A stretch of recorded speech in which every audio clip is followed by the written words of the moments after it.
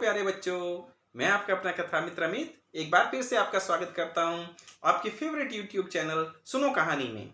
और प्यारे बच्चों, आज हम सुनेंगे एक बहुत ही मजेदार कहानी और इस कहानी का नाम है कुओं का विवाह यानी वेडिंग ऑफ द वेल्स। तो मेरे प्यारे बच्चों, ये कहानी है तेनालीराम की कहानी। जैसा कि आप जानते हैं कि तेनालीराम जी एक बहुत ही बुद्धिमान व्यक्ति थे और वो मंत्री थे राजा कृष्णदेव राय जी के।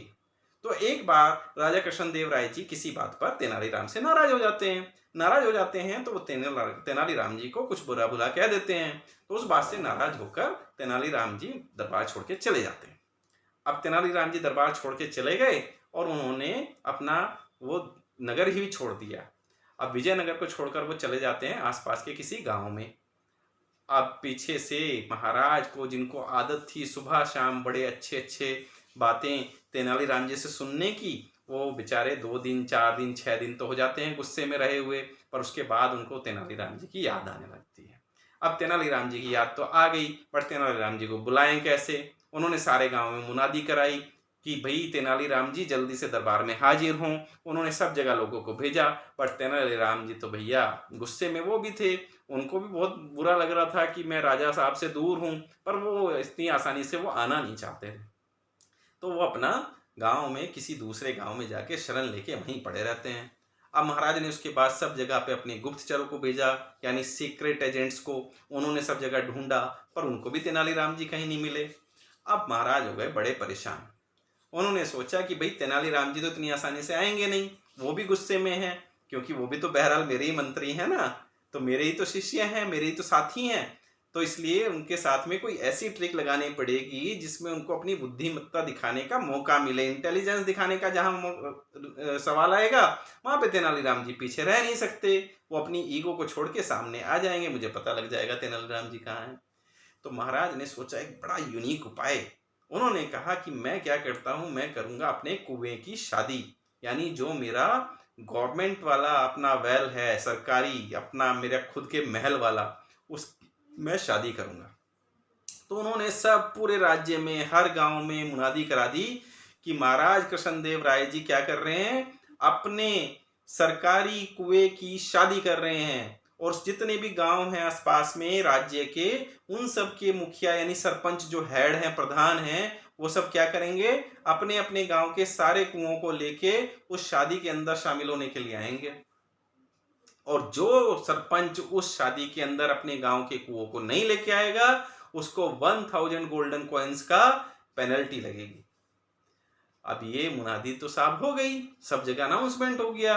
अब जब ये अनाउंसमेंट हो गया तो सारे के सारे हेड ऑफ द विलेजेस वो हो जाते हैं बड़े टेंशन में, उनका दिमाग हो जाता है खराब, भैया ये क्या है, हम कुएं को कैसे विजयनगर तक लेके जा सकते हैं, कुआं कोई ट्रैवल थोड़ी ना करता है, वो चलता थोड़ी ना है, तो हम कैसे लेके जाएंगे।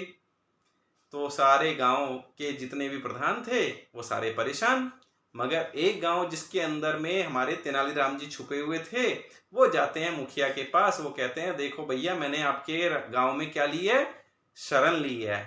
मैं आपका गेस्ट के तौर पर यहाँ रह रहा हूँ, खा रहा हूँ, तो मैं आपको मुसीबत से बचा दूंगा। आप बड़े आराम से जाओगे और आपको 1000 रुपए की कोई पेनल्टी नहीं लगेगी, ये मेरा आपसे वादा है।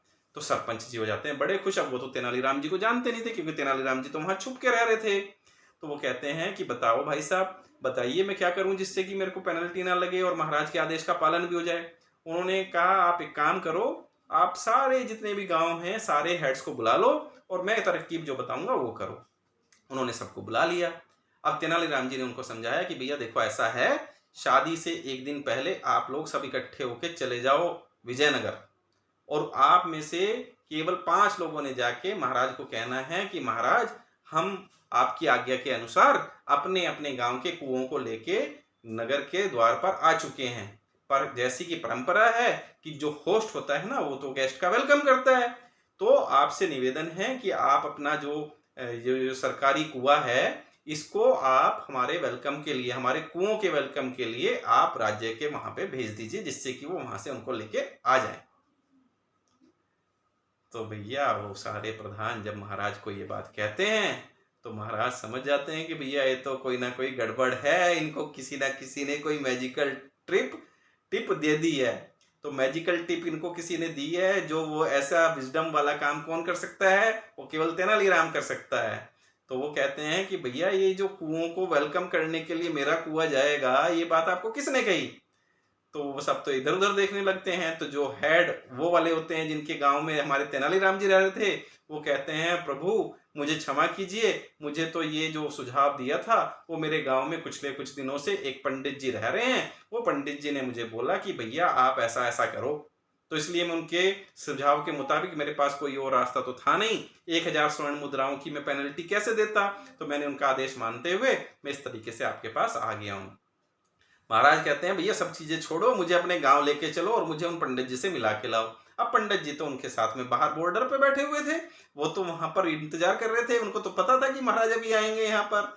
तो वो जाते हैं और तेनालीराम जी को तुरंत पहचान लेते हैं। तेनालीराम जी तुरंत महाराज को प्रणाम करते हैं और कहते हैं कि महाराज मुझे क्षमा कीजिए।